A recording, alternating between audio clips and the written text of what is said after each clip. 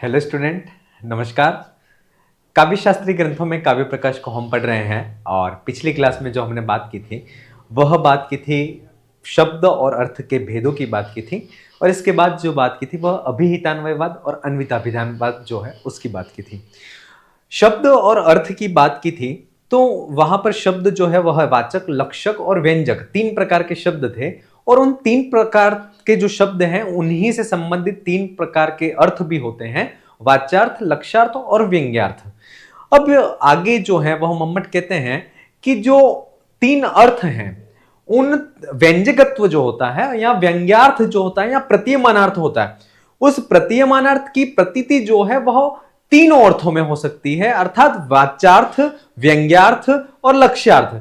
तीनों अर्थ जो हैं वह व्यंजकत्व की उनकी प्रतीति उसमें होती है। ठीक है, और उसके लिए फिर ये उदाहरण देते हैं तीनों, अर्थात लक्ष्यार्थ, वाच्यार्थ में व्यंजकत्व की प्रतीति का उदाहरण, इसके बाद लक्ष्यार्थ में व्यंजकत्व की प्रतीति का उदाहरण, फिर व्यंग्यार्थ जो है उसमें व्यंजकत्व की प्रतीति का उदाहरण।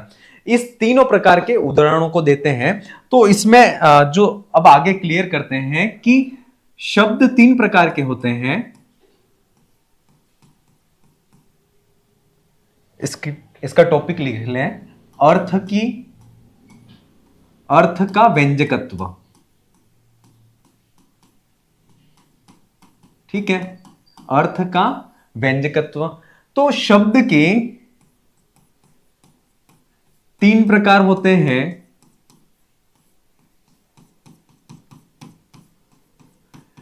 एवं वाच्यार्थ, लक्ष्यार्थ, व्यंग्यार्थ।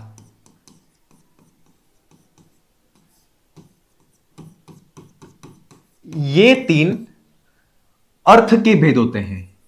ये तीन अर्थ के भेद होते हैं, है ना। ये चीज हमने पिछली क्लास में पढ़ी थी। और इन तीनों अर्थों में व्यंजकत्व होता है ना। ऐसा नहीं है कि व्यंजकत्व जो है या प्रतीयमान जो अर्थ है वह वाच्यार्थ में ही होगा या पर्टिकुलर लक्ष्यार्थ में ही होगा या फिर पर्टिकुलर व्यंग्यार्थ में ही होगा। ऐसा नहीं है।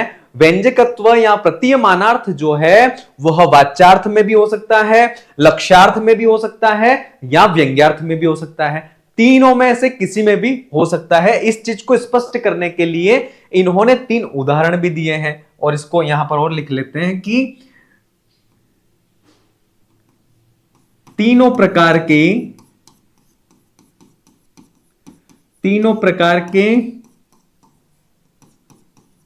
अर्थों में व्यंजकत्व की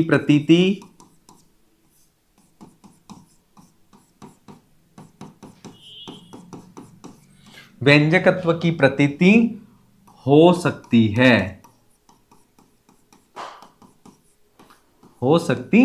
है, क्योंकि कहा भी गया है सर्वेशा प्रायशो अर्थानाम, ये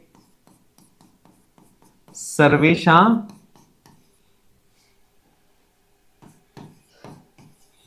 प्रायशो अर्थानाम व्यंजकत्व मपिष्यते। ये जो पंक्ति है वह इसको स्पष्ट करने के लिए काव्य प्रकाश में दी गई है कि प्रायशो सर्वेषाम अर्थानाम व्यंजकत्वम अपिष्यते, अर्थात व्यंजकत्वम इष्यते, अर्थात प्राय, है ना, समस्त अर्थों में जो है वह व्यंजकत्व को देखा जाता है ना। यहां व्यंजकत्व जो है, व्यंजकत्व का मतलब है प्रतिमान अर्थ, अर्थात समस्त तीनों प्रकार के अर्थों में प्राय जो है वह व्यंजकत्व जो है या प्रतिमानार्थ जो है वह उसकी प्रतीति होती है। और इसके लिए इन्होंने उदाहरण भी दिए। क्लियर, अर्थात जो व्यंजकत्व है, जो प्रतिमानार्थ है, वह वाच्यार्थ में भी हो सकता है, लक्ष्यार्थ में भी हो सकता है और व्यंग्यार्थ में भी हो सकता है। और इसके लिए इन्होंने उदाहरण दिया है। पहला उदाहरण है, यह है वाच्यार्थ का व्यंजकत्व। है ना, या वाच्यार्थ में व्यंजकत्व का उदाहरण है। वाच्यार्थ में व्यंजकत्व का उदाहरण क्या है? मातुर गहोपकरण मध्य खलु नास्ति स्वाधितम त्वया तद भण किम करणीयमेव मेवम न वासर स्थायी। अब यहां पर जो है वह एक नायिका है। वह नायिका अपनी माता से कहती है कि घर में खाने के लिए कुछ भी नहीं है, न शक्कर है, न आटा है, न नमक है, दाल है, कुछ भी नहीं है। और ये बात जो है वह उसकी माता ने नायिका को पहले कह दी है ना। तो जैसे सुबह होती है तो वह सुबह होती है तो लगभग 10-11 बजे का समय होता है, तब कहती है नायिका अपने माता से कि मातु ग्रहम उपकरणम अद्य खलु नास्ति त्वया साधितम। अर्थात हे माता, घर में उपकरण, घर के जो उपकरण है, खाने पीने के जो सामग्री आदि है, वह आज नहीं है। ये चीज जो है त्वया साधितम, आपके द्वारा पूर्व में ही साधित, मेरे को बता दिया गया है। तद भण किम करणीयम, अर्थात तो फिर अब बताइए, कहिए। तद भण किम करणीयम, अर्थात आप अब बताइए कि अब क्या करना चाहिए। न वासर स्थायी, इस प्रकार से ये जो दिन है वह हमेशा दिन ही नहीं रहेगा। अब धीरे धीरे, अब जैसे सुबह हुई थी, सुबह से 11 बज रहे हैं, 12 बजेंगे, शाम की 3 बज, दोपहर की 3 बज जाएंगे, शाम हो जाएगी, अंधेरा हो जाएगा, फिर हम कहां से सामग्री लाएंगे। इसलिए तुम अब दिन धीरे धीरे ऐसा नहीं रहने वाला, दिन है वह रात्रि में परिवर्तित हो जाएगी। इसलिए माता, हे माता, घर में कुछ भी खाने के लिए राशन पानी आदि नहीं है, तुम कहिए अब क्या करना चाहिए। ये इसका अर्थ है और ये वाच्यार्थ है। और इस वाच्यार्थ में व्यंजकत्व क्या है कि इसमें नायिका जो है वह अपनी माता से कह रही है, लेकिन उसको खाने पीने की कोई टेंशन नहीं है कि घर में खाना नहीं है या नमक नहीं है, आटा नहीं है तो हम खाएंगे क्या, उसको वो टेंशन नहीं है। उसको टेंशन यह हो रही है कि उसको अपने प्रियतम से, अपने नायक से या अपने प्रेमी से उसको मिलना है। तो मिलने के लिए बहाना तो चाहिए घर से बाहर जाने का। तो यह बहाना है कि घर में सामान नहीं है तो मैं बाहर बाजार में जाऊंगी और मैं अपना जो प्रियतम है या अपना जो प्रेमी है उससे मैं मिल करके आ जाऊंगी। तो यह वाच्यार्थ में व्यंजकत्व की प्रतीति हो रही है और उसका उदाहरण है ये। क्लियर है ना। वाच्यार्थ में व्यंजकत्व का उदाहरण यह है। आपको अर्थ नहीं याद करना है, ऐसा नहीं हो कि आप अर्थ को भी याद करें, लेकिन आपको इतना अर्थ इसलिए बताता हूं कि ताकि आपको यह चीज समझ में आ जाए कि हाँ, इसमें वाच्यार्थ में व्यंजकत्व किस प्रकार से है। क्लियर। तो ये इसका अर्थ हो गया कि घर में सामान नहीं है, राशन आदि, तो माता अपनी बेटी से कहती है बेटा घर में सामान नहीं है, तो ये पहले ही उसको बता देती। तो वह बेटी जो है वो अपनी मम्मी से कहती मम्मी अब बताइए करना क्या है, क्योंकि ये जो दिन है वह एक जैसा नहीं रहेगा, रात्रि हो जाएगी, इसलिए आप बताइए कि मैं बाजार में, आप कहिए मैं बाजार में जाकर के सामान लेकर के आती हूं, है ना। ये तो वाच्यार्थ हो गया। और इसमें व्यंजकत्व यह है कि वह अपने प्रियतम से मिलना चाहती है और मिलने के लिए ये एक बहाना है। इस बहाने से वह अपने प्रियतम से, अपने प्रेमी से मिलकर के आएगी। ठीक है, ये वाच्यार्थ जो है उसमें व्यंजकत्व की प्रतीति है का उदाहरण हो गया। अब जो है ये उदाहरण है वह लक्ष्यार्थ में व्यंजकत्व की प्रतीति का है। किसका है? लक्ष्यार्थ में व्यंजकत्व की प्रतीति का। लक्ष्यार्थ में व्यंजकत्व की प्रतीति का उदाहरण। अब इसमें यह कहा गया है साधयंती सखी शुभगम, है ना। शणे शणे दुनासी मत कृते सद्भाव स्नेह करणीय सदृशकम तावद वीरचितम त्वया। अब यहां पर लक्ष्यार्थ जो है उस लक्ष्यार्थ में व्यंजकत्व की प्रतीति का यह उदाहरण है।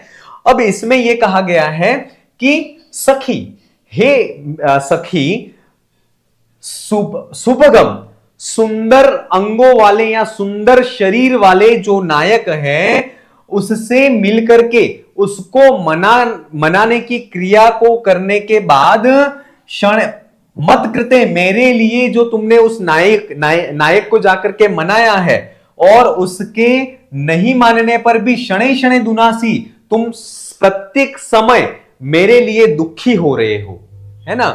सद्भाव स्नेह करणीयम, अर्थात सद्भाव और स्नेह के कारण जो करने योग्य कार्य था वह कार्य तावद त्वया वीरचितम सदृशकम, अर्थात तुम्हारे द्वारा वह कर लिया गया है। अब यहां पर क्या है, ये तो लक्ष्यार्थ हो गया कि भाई एक सखी जो है वह क्या होता है, एक सखी अपने प्रेमी से नाराज हो जाती है, उन दोनों का झगड़ा होता है, तो वह सखी है वह अपनी दूसरी सहेली को उसके पास में भेजती है कि तुम उसको जाकर के मनाना। तो क्या होता है, उसके पास में वह दूसरी सहेली जाती है, तो वह दूसरी सहेली नायक के पास में जाती है या उसके प्रेमी के पास में जाती है, तो वह सहेली जो है उसकी जो सहेली है जो कि मनाने के लिए गई थी, वही उस नायक के साथ में संभोग करके आ जाती है, और उसके संभोग के चिन्हों के आधार पर वह उसकी जो सहेली यहां पर घर पर थी, वह उसके उन चिन्हों के आधार पर पहचान लेती है कि ये जो मेरी सहेली थी वह उसको जिसको मैंने नायक को पास में मनाने के लिए भेजा था, वह नायक के साथ में या मेरे प्रेमी के साथ में संभोग करके आई है। तो वह पहचान लेती है, तो उस चीज को वह क्लियर मुंह से नहीं बोलती है, अपितु इस लक्ष्यार्थ में व्यंजकत्व के द्वारा वह यह बात कहती है कि सखी सुभगम सुंदर शरीर के अंगों वाला जो नायक है, उस नायक से तुमने मेरे लिए जो आपने उसको मनाने का जो कार्य किया है, वह कार्य करके शणे शणे दुनासी, अर्थात तुम बहुत दुख, वह माना नहीं है, इससे तुम क्षण क्षण भर दुखी हो रहे हो, प्रत्येक क्षण दुखी हो रहे हो, और सद्भाव स्नेह करणीयम, और सद्भाव और स्नेह अपने दोनों के संबंध दोस्ती के कारण, सद्भाव और स्नेह के कारण तुमने जो करना था वह तो कर लिया है, और तावद विरचितम त्वया, अर्थात तुम्हारे द्वारा जो करना था वो तो कर लिया गया। तो यहां पर सद्भाव स्नेह करणीयम, अर्थात सद्भाव और स्नेह के द्वारा जो तुम्हें करना था वो तो कर लिया, इसका ये जो है वह लक्ष्यार्थ है, और इस लक्ष्यार्थ से यह व्यंग्यार्थ निकल रहा है कि तुम अपने उस मेरे प्रेमी को मनाने के लिए गए थे, तो उसकी जगह पर तुम उसके साथ में संभोग करके आए हो, तो तुमने जो करना था वो तो कर लिया, अर्थात तुमने ये कार्य कर करके मेरे साथ में शत्रुता जो है वह उत्पन्न कर ली है ना। अब अपने दोनों के रिश्तों में वो संबंध नहीं रहे, अपितु अपने दोनों के बीच में अब वो शत्रुता को तुमने उत्पन्न कर लिया, लेकिन वो चीज यहां पर नहीं की रही है। लेकिन लक्ष्यार्थ से क्या व्यंग्यार्थ निकल रहा है कि तुमने जो काम जो तुम्हें करना था वह तो सद्भाव और स्नेह के कारण तुम करके आए हो, अर्थात सद्भाव और स्नेह, इसलिए उन दोनों सहेलियों के बीच में सद्भाव स्नेह था, इस कारण से उसने विश्वास के साथ में उसके नायक को मनाने के लिए भेज दिया, लेकिन उसको नहीं पता था कि ये ऐसा कार्य कर करके आ जाएगी। तो वह कहती तुमने सद्भाव और, ये लक्ष्यार्थ है, सद्भाव और स्नेह के कारण तुमने जो तुम्हें करना था वह तो कर लिया, लेकिन इस कार्य से तुम्हारे और मेरे बीच में जो शत्रुता है वह शत्रुता उत्पन्न हो गई है। ठीक है, तो ये लक्ष्यार्थ और ये लक्ष्यार्थ में व्यंजकत्व का उदाहरण है। ठीक है, फिर अगला उदाहरण है वह है व्यंग्यार्थ में व्यंजकत्व का उदाहरण, है ना। व्यंग्यार्थ में व्यंजकत्व का उदाहरण, पश्य निश्चल निष्पन्दा बिसिनी पत्री राजते बलाका निर्मल मरकत भाजन परिस्थिता शंख शुक्तिरीव। अब इसका अर्थ है कि पश्य देखिए, बिसिनी पत्रे अर्थात कमलिनी, कमल का जो पत्ता है उस पर निश्चल और निष्पन्द रूप से बलाका जो बगुले हैं वह खड़े हैं, वह ऐसे प्रतिभासित तो हो रहे हैं जैसे निर्मल अर्थात मल से रहित निर्मल स्वच्छ मरकत पात्र में, मरकत मणियों के पात्र में शंख और शुक्ति अर्थात शंख शुक्ति जो है वह सुशोभित हो रहे हो, ऐसा प्रतिभासित हो रहा है। क्लियर? फिर से देखें कि बिसिनी कमलिनी के पत्ते पर जो कमलिनी के पत्ते हैं उस पत्तों पर निश्चल और निष्पन्द रूप से जो बलाके हैं वह खड़ी है, निश्चल और निष्पन्द रूप से खड़ी है, स्थिर रूप में खड़ी है, और उससे ऐसा प्रतिभासित हो रहा है जैसे स्वच्छ मरकत पात्र में शंख और शुक्तियां प्रतिभासित या सुशोभित हो रही है।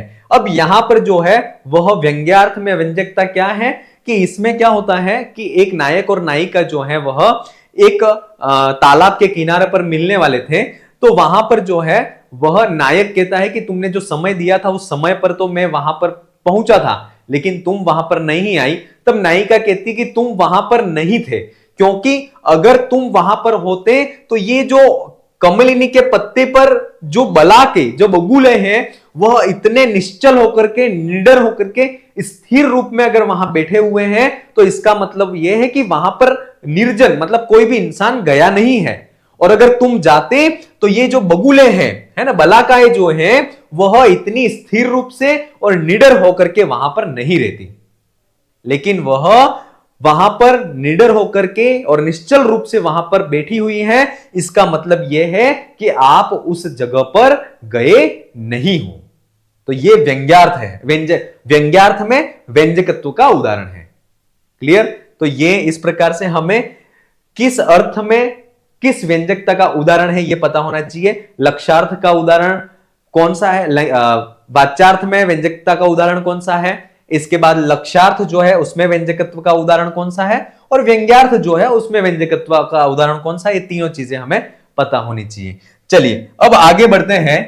आगे जो है वह है वाचक शब्द। तीन हमने शब्द पढ़े थे, एक तो वाचक, लक्षक और व्यंजक। तो वाचक शब्द की अर्थ यहां पर अब बात प्रारंभ करते हैं।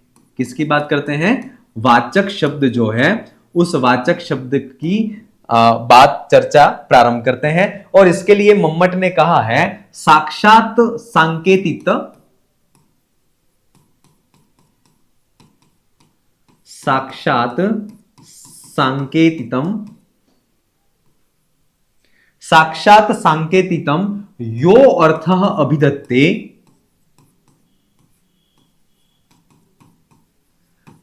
यो अर्थः अभिधत्ते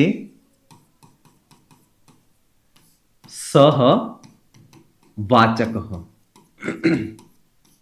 बहुत अच्छी तरह से देखिएगा, वाचक शब्द किसको कहते हैं उसकी बात यहां पर कह रहे हैं।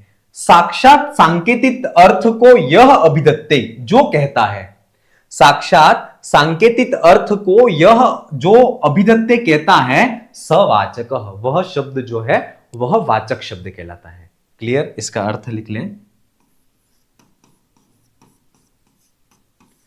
जो साक्षात सांकेतिक, जो साक्षात सांकेतिक अर्थ को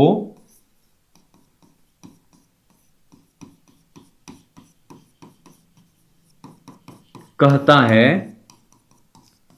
वह वाचक शब्द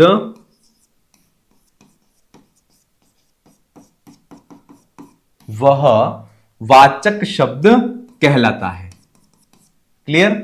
यह वाचक शब्द की परिभाषा हो गई कि जो साक्षात सांकेतिक अर्थ को कहता है वह वाचक शब्द कहलाता है। अब जो साक्षात सांकेतिक अर्थ जो है वह क्या कहलाता है उसकी बात करते हैं। ठीक है, देखिए साक्षात सांकेतिक अर्थ जो होता है वह उसका मुख्य आधार जो है वह लोक व्यवहार है। क्या है? लोक व्यवहार। संकेतिक अर्थ जो है उसका बेसिक सा आधार अगर कह दें तो वह जो है लोक व्यवहार है ना। लोक व्यवहार के आधार पर ही व्यक्ति को साक्षात सांकेतिक अर्थ का बोध होता है। और उस लोक व्यवहार में किस प्रक्रिया के द्वारा साक्षात सांकेतिक अर्थ का बोध होता है? तो आवापोद्वाप, आवापोद्वाप प्रक्रिया के द्वारा लोक व्यवहार में साक्षात सांकेतिक अर्थ का बोध होता है। क्लियर? अब एक प्रश्न यह उत्पन्न हो जाता है कि सर आवापोद्वाप क्या कहलाता है ना। और असंकेतित अर्थ जो है वह सांकेतिक अर्थ लोक व्यवहार में अवापोद्वाप प्रक्रिया के माध्यम से ही होता है। अवापोद्वाप प्रक्रिया का सिंपल सा अर्थ देखें तो एक अर्थ के, एक शब्द के स्थान पर दूसरा अर्थ रखना, दूसरों को हटा करके वापस तीसरा अर्थ रखना, इस हटाना और जोड़ना, इस प्रक्रिया के आधार पर शब्दों या वाक्यार्थ का जो ज्ञान होता है उसको कहते हैं अवापोद्वाप प्रक्रिया। जैसे उत्तम मध्यम, उत्तम पुरुष मध्यम पुरुष से कहता है, अर्थात दादा जो है वह पिताजी से कहते हैं। एक बालक है कोई, वह बैठा हुआ है और दादाजी, उस बालक के दादाजी हैं, वह उसके पिताजी से कहते हैं कि गाम आनय, तुम गाय को लेकर आओ। गाय को लेकर के आता है वह, और वह कहता है कि गाम बधान अश्वम आनय, है ना। फिर वो कहता है कि गाय को तो तुम यहां बांध लो और तुम अश्वम आनय, घोड़े को लेकर के आओ। तो वह बच्चा जो है वह सब कुछ देख रहा है कि गाय जो है वह पिंड के लिए, जो गाय पिंड है उसके लिए किस शब्द का प्रयोग हुआ है, लाने के लिए किस शब्द का प्रयोग हुआ है। फिर वह घोड़ा लेकर के आता है।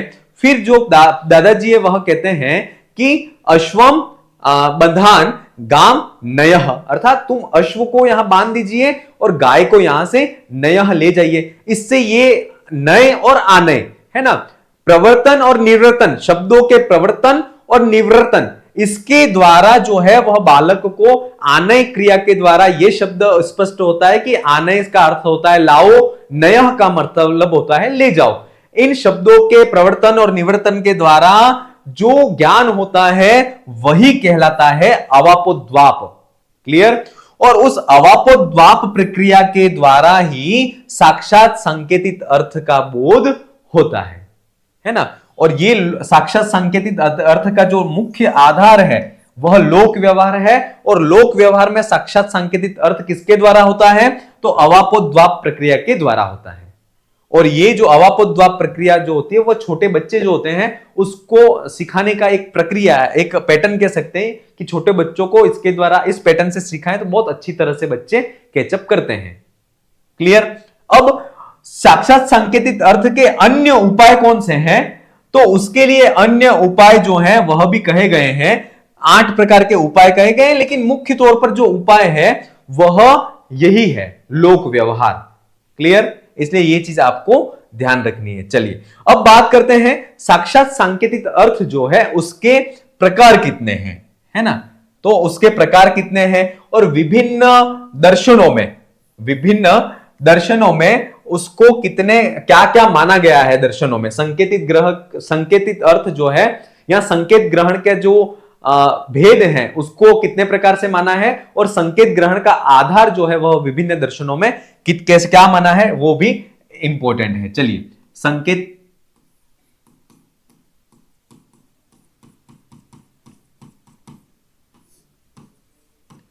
संकेतित अर्थ के प्रकार या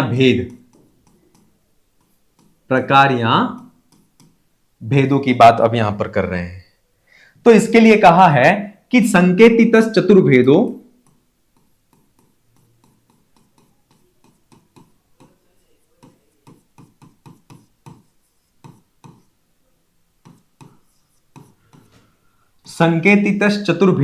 जात्यादि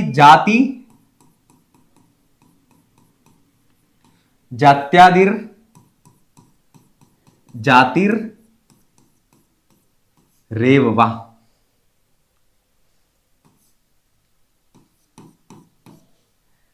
ये चीज कही गई है, संकेतित चतुर्भेदो जात्यादि जातिर रेववा। ठीक है। संकेतित चतुर्भेदो, संकेतित अर्थ जो होता है उसके 4 भेद हैं, है ना। कौन कौन से, जात्यादि जाति रेववा, है ना, कि संकेतित अर्थ जो है उसके 4 भेद हैं। संकेतित अर्थ के 4 भेद।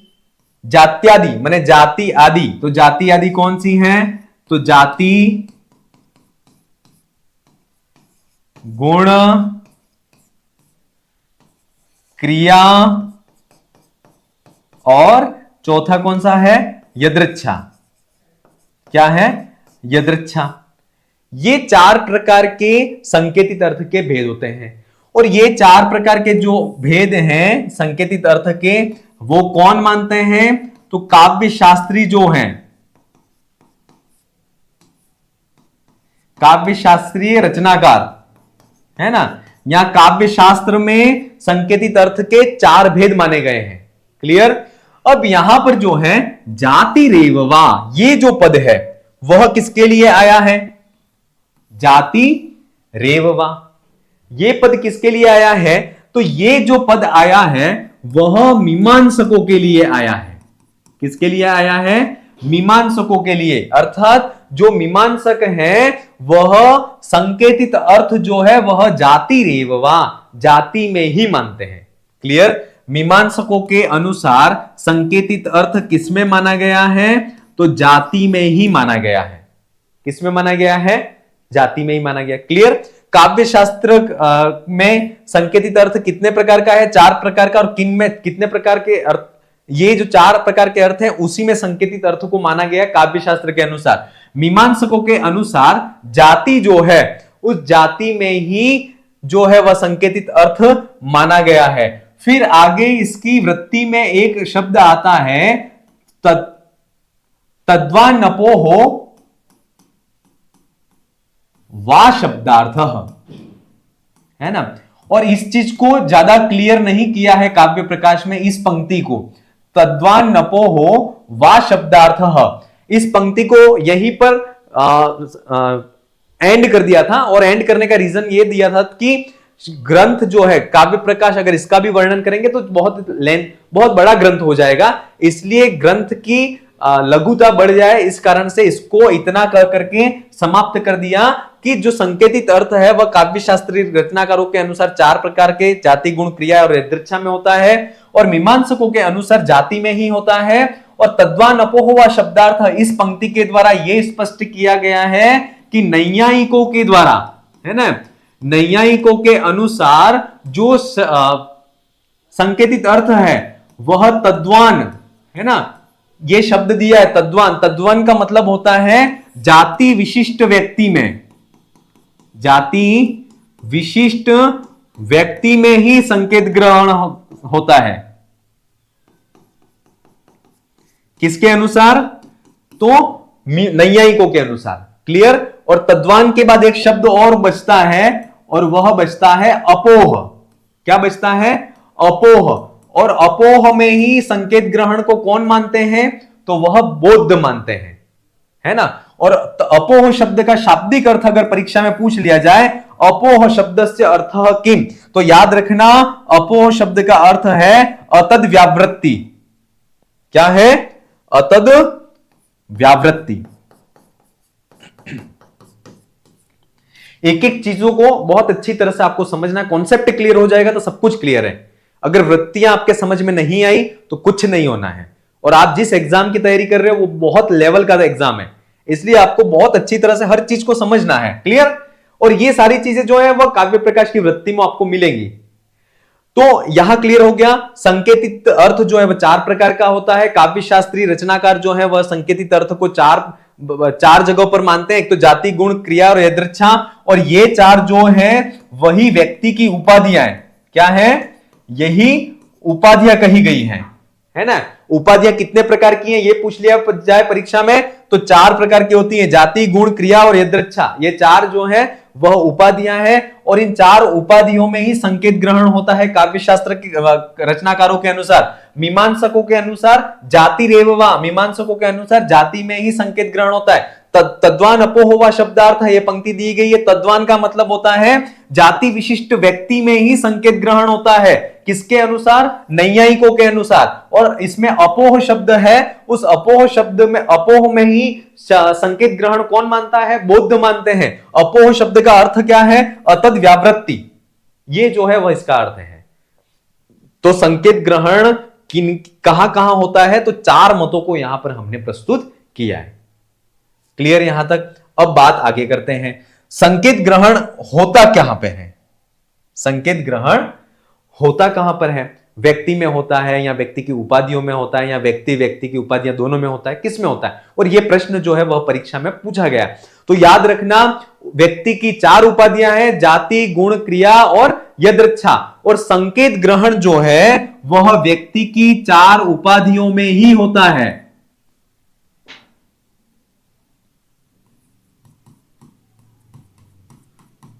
संकेत ग्रहण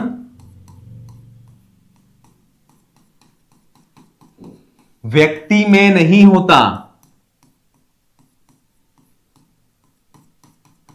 संकेत ग्रहण व्यक्ति में नहीं होता, अपितु व्यक्ति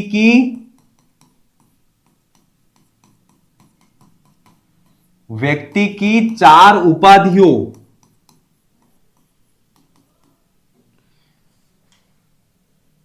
व्यक्ति की चार उपाधियों में ही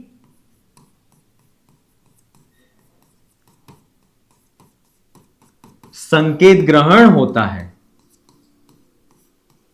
क्लियर?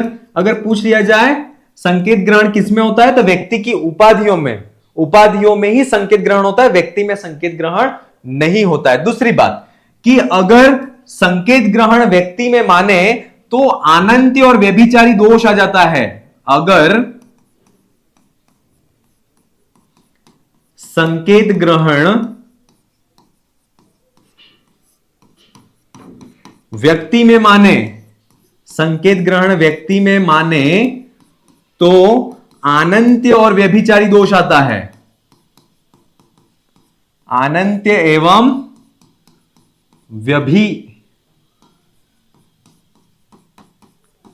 व्यभिचारी दोष आ जाता है।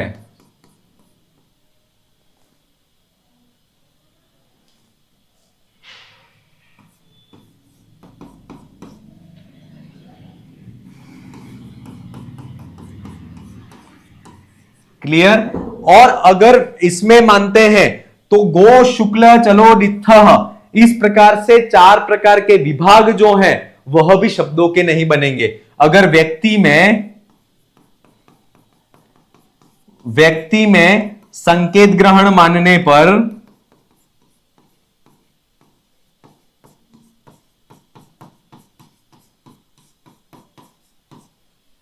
गो शुक्ल चलो दित्थ,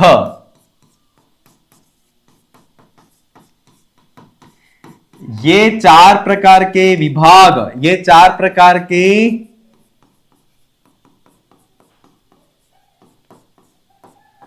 विभाग भी नहीं बन पाएंगे।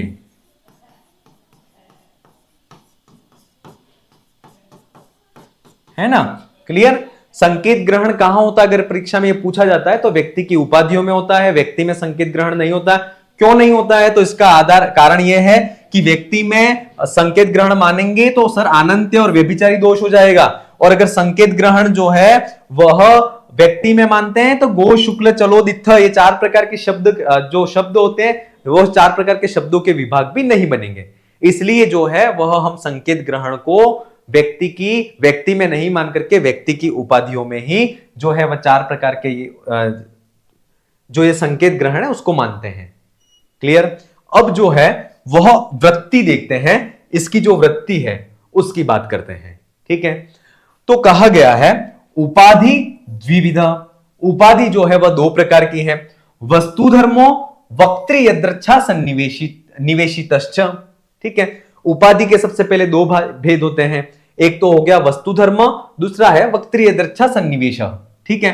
फिर है वस्तु धर्मो द्विविध, जो वस्तु धर्म है वह दो प्रकार का है। कौन कौन सा? तो सिद्ध और साध्य। ठीक है? सिद्धोपि द्विविध पदार्थस्य प्राणप्रदो विशेषाधान हेतुश्च, जो सिद्ध है ये वह भी दो प्रकार का है। कौन कौन सा?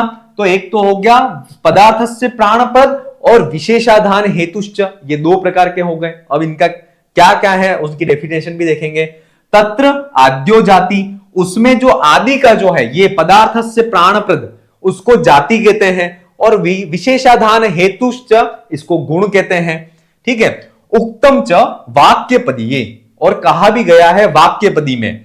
ये याद रखना, ये जो यहां से पढ़ रहे हैं वह वाक्यपदी में कहा गया है। क्या कहा गया है? न ही गो स्वरूपेण गो नापि अगो गोत्वा भी संबंधास्तु गो इति। अब यहां पर जो जाति शब्द है उस जाति को स्पष्ट करते हुए यहां पर कह रहे हैं, वाक्यपदी में कहा गया है कि क्या कहा गया है? न ही गो स्वरूपेण गो, जो गाय है वह गाय स्वरूप से है ना, अपने स्वरूप से गाय नहीं है, अपि और न ही वह अपने स्वरूप से अगो, अर्थात वह गाय नहीं है। अर्थात नहीं गो स्वरूपेण गो, अर्थात गाय जो है वह स्वरूप से ही गो नहीं है, और न ही वह न अपि गो, और न ही वह अगाय है, मतलब गाय नहीं है। वह गाय क्यों है? तो गोत्वा भी संबंधास्तु गो, अर्थात वह गोत्व जो जाति है उस गोत्व जाति के कारण गो है, गाय कही गई है ना। उस गोत्व जाति से संबंध रखने के कारण वह गाय कही गई है ना। वाक्य पदी में यह कहा गया है कि गाय जो है वह उसके स्वरूप के कारण, उसको यहां तो गाय भी नहीं कह सकते और उसके स्वरूप के आधार पर ही उसको अगाय भी नहीं कह सकते कि गाय नहीं है ना। अपितु उसको गाय इसलिए कहा गया है क्योंकि उसका गोत्व जाति से संबंध है, यह वाक्य पदी में कहा गया है। द्वितीय गुणो गुणः शुक्लादीना ही लब्ध सप्ताक वस्तु विशिष्यते। अब द्वितीय जो ये धर्म है सिद्ध का, उसकी बात करते हैं कि गुण किसको कहते हैं, तो शुक्ल आदि ही लब्ध सत्ताकम वस्तु विशिष्यते, अर्थात शुक्ल आदि जो लब्ध सत्ताक गुण है जिसके आधार पर वह वस्तु है वह अन्य वस्तुओं से विशेषता को धारण करती है या पृथक होती है, वह जो है गुण कहलाता है। ये इसका अर्थ हो गया। फिर है साध्य पूर्वा परिभूताव्यव क्रिया रूपा, अर्थात जो साध्य का जो भेद है, साध्य का जो प्रकार है वह हो गई क्रिया हो गई, और वह पूर्वा परिभूताव्यव क्रिया, अर्थात पूर्व प्रारंभ से लगा करके अंत तक जो कार्यकलाप होते हैं साध्य की सिद्धि के लिए, साध्य की सिद्धि के लिए प्रारंभ से लगा करके अंतिम तक जो क्रिया का कार्यकलाप होते हैं वह क्रियाएं कहलाती हैं। संज्ञा रूपो यदृच्छात्मक, अर्थात वक्ता जो वक्ता है उस वक्ता की इच्छा के अनुसार किसी भी पदार्थ को कोई संज्ञा देना वह कहलाती, या नाम देना वह कहलाता है यदृच्छा कहलाती है ना। फिर ये पंक्ति कही गई है गो शुक्ल चलो डित्थ इत्यादो चतुष्टयी शब्दानाम प्रवृत्ति, अर्थात गो शुक्ल चलो दित्थ ये चार प्रकार की जो है वह शब्दों की प्रवृत्ति कही गई है, और ये किसमें कहा गया है, महाभाष्य में कहा गया है। किसमें कहा गया है, महाभाष्य में कहा गया है। क्लियर। अब थोड़ा सा आपको ये समझ में नहीं आया होगा ऐसा मैं समझता हूं, लेकिन उसको भी अपन डायग्राम के माध्यम से समझेंगे तो बहुत अच्छी तरह से आपके ये भी समझ में आ जाएगा। सबसे पहली बात इन्होंने की थी उपाधि द्विविधो। क्या कहा था, उपाधि द्विविधो। उपाधि दो प्रकार की होती है, एक तो कहा था वस्तु धर्म, जो वृत्ति अपन ने अभी पढ़ी ना उसको यहां डायग्राम के द्वारा मैं क्लियर कर रहा हूं। पहला उपाधि का भेद कहा था, वह कहा था वस्तु धर्म। दूसरा जो कहा था वह कहा था वक्त्री यदृच्छा सन्निवेश। ठीक है, ये उपाधि का दूसरा भेद हो गया। फिर वस्तु धर्म के दो भेद फिर बताए थे, एक तो कहा था वह कहा था सिद्ध कहा था, है ना, और दूसरा जो कहा था वह कहा था साध्य कहा था। सिद्ध और साध्य कहा था। इसमें सिद्ध जो था उस सिद्ध के फिर इन्होंने दो भेद बताए थे। क्या बताया था, दो भेद। अब उसी वृत्ति की तरफ अपन चलते हैं। उपाधि द्विविधो, उपाधियां दो प्रकार की हैं, वस्तु धर्मो वक्त्री यदृच्छा सन्निवेशितश्च। ठीक है, दोनों क्लियर हो गए। वस्तु धर्मोपि द्विविधः, वस्तु धर्म जो है वह भी दो प्रकार का है, सिद्ध और साध्य। सिद्धोपि द्विविध, पदार्थ से प्राणप्रद और विशेषाधान हेतुश्च, अर्थात सिद्ध जो है वह दो प्रकार का, पदार्थस्य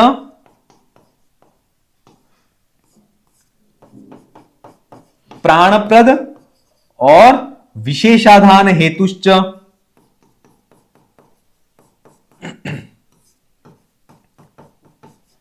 क्लियर। तो ये जो है वह जाति की परिभाषा है। जैसे उपाधि का हमने प्रारंभ में देखा था, जाति गुण क्रिया और यदृच्छा, ये चार प्रकार की उपाधियां हैं। तो इन चार प्रकार की उपाधियों की यहां डेफिनेशन दी गई है कि अब यहां पर पदार्थ से प्राणप्रद जाति, अर्थात पदार्थ का जो जीवनदायक तत्व है या प्राणप्रद जो तत्व है उसको जाति कहा है। क्या कहा है, जाति कहा है। क्लियर। तो ये पदार्थस्य प्राणपद जाति, अर्थात जो पदार्थ के जीवनदायक तत्व है, प्राणप्रद जो तत्व है, उसको जाति कहा है। और जाति किसका भेद है? सिद्ध का भेद है। सिद्ध किसका भेद है? वस्तु धर्म का है। क्लियर।